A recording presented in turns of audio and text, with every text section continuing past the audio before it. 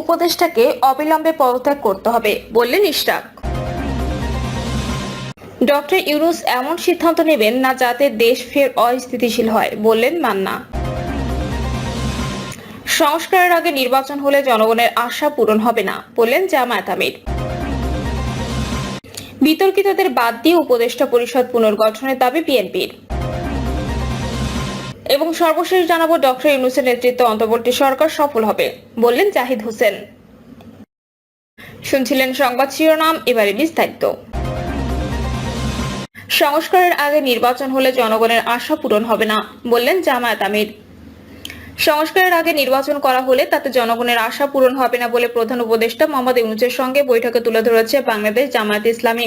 হঠাৎ পাল্টে যাওয়া রাজনৈতিক পরিস্থিতিতে দলগুলোর সঙ্গে আলোচনার অংশ হিসেবে জামায়াত ইসলামীর সঙ্গে বৈঠকে বসেন মোহাম্মদ ইউনূস। বিএনপির পর শনিবার রাত 8:30টার দিকে জামায়াতের দুই নেতার সঙ্গে বৈঠক করেন অন্তর্বর্তী সরকারের প্রধান, যা শেষ হয় রাত 9:30টার দিকে। বৈঠকে জামায়াত আমিরের সঙ্গে সৈয়দ আব্দুল্লাহ মোহাম্মদ তাহের, স্থানীয় সরকার উপদেষ্টা আসিফ মাহমুদ সজীব ভুঁইয়া ও জাতীয় ঐক্যমত্য কমিশনের সহসভাপতি আলী রিয়াজ উপস্থিত ছিলেন। এই বৈঠকে যোগ দেওয়ার আগে জামায়াতের নায়েবে আমির তাহের সাংবাদিকদের বলেন, দেশের সার্বিক বিষয়াদি নিয়ে আলাপ করতে আমরা প্রধান উপদেষ্টার সঙ্গে দেখা করতে এসেছি। এর আগে রাত 7:45টায় খন্দকার মোশাররফ হোসেন নেতৃত্বে 4 সদস্যের বিএনপির প্রতিনিধি দলের সঙ্গে বৈঠক করেন প্রধান উপদেষ্টা। 3 উপদেষ্টাকে অবিলম্বে পদত্যাগ করতে হবে বললেন ইশরাক।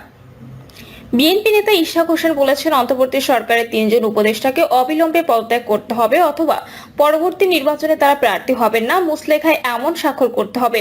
সন্ধ্যায় ভেরিফাইড ফেসবুক পেজে তিনি এসব কথা লেখেন। ফেসবুক পোস্টে ইশরাক হোসেন লেখেন, 3 জন পক্ষপাতদুষ্ট ও বিপজ্জনক উপদেষ্টাকে অবিলম্বে পদত্যাগ করতে হবে অথবা একটি মুসলেখায় স্বাক্ষর করতে হবে যে তারা পরবর্তী নির্বাচনে প্রার্থী হবেন না। এটি কোনোভাবেও আপোষযোগ্য নয়।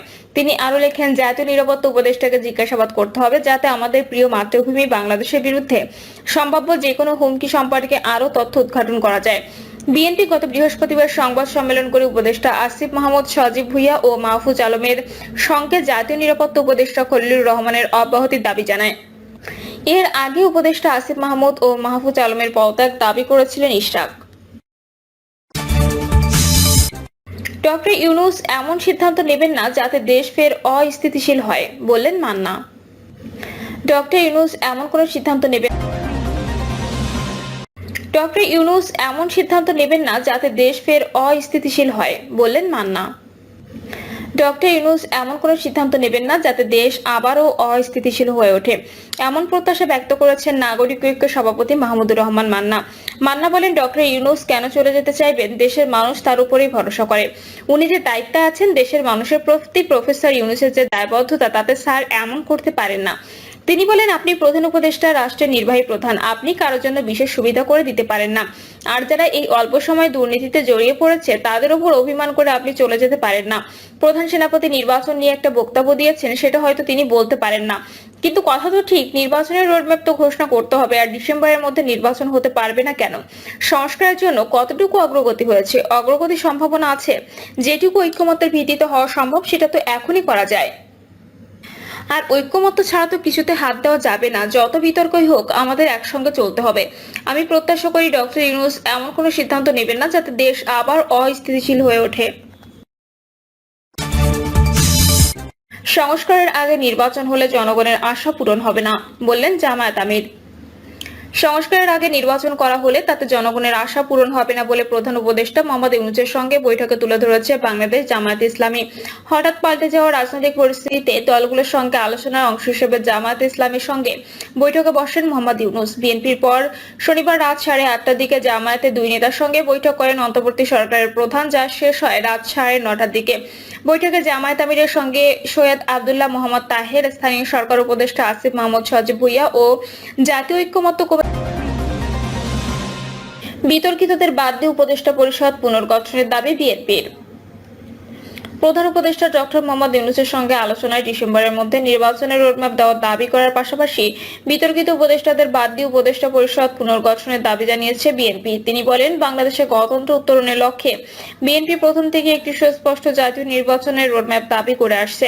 সুষ্ঠু, নিরপেক্ষ ও অবাধ নির্বাচন অনুষ্ঠানের উদ্দেশ্যে সরকারি নিরপেক্ষতা বজায় রাখার স্বার্থে বিতর্কিত উপদেষ্টাদের বাদ দিয়ে উপদেষ্টা পরিষদ পুনর্গঠন করার দাবি জানিয়েছে। খন্দকার মোশাররফ বলেন, বিএনপির প্রতিটি নেতাকর্মী পারিবারিক, রাজনৈতিক ও ব্যক্তিগতভাবে সবচেয়ে বেশি ক্ষতিগ্রস্ত। এর জন্য আওয়ামী লীগের বিচারের দাবি সবচেয়ে বেশি বিএনপির।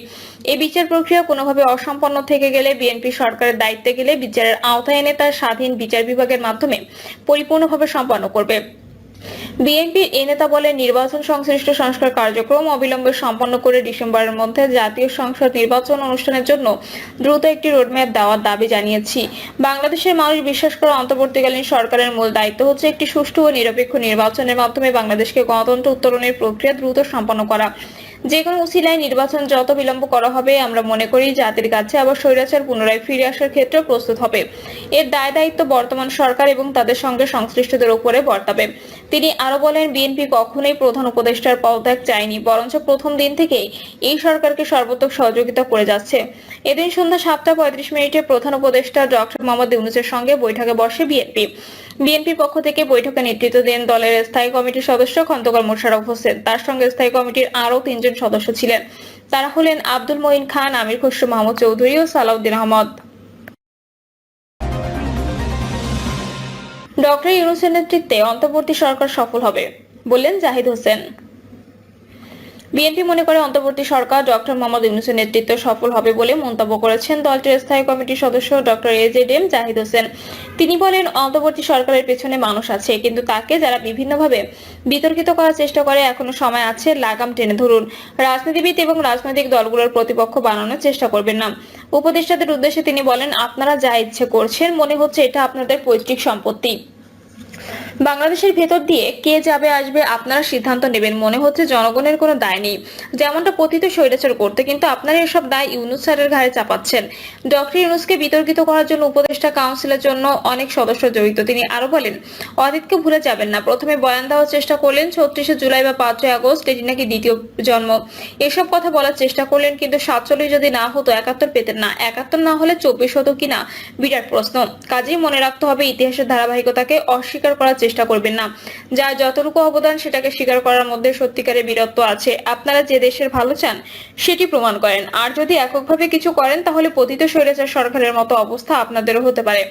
এনসিপির উদ্দেশ্যে জাহিদ হোসেন বলেন, আপনারা আইন আদালতকে বিশ্বাস করেন না। আইন আদালত যখন আপনাদের পক্ষে থাকে তখন আপনারা খুশি, আর যখন বিপক্ষে যায় তখন ফেসবুকে স্ট্যাটাস দেন। এগুলো তো শেখ হাসিনার মানসিকতা।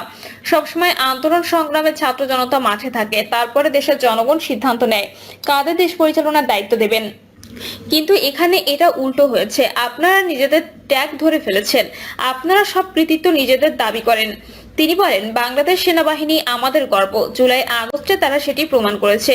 সেনাবাহিনীকে বিতর্কিত করতে গেলে নিজেরাই বিতর্কিত হয়ে যাবেন। প্রিয় দর্শক, এই ছিল এখনকার সর্বশেষ সংবাদ।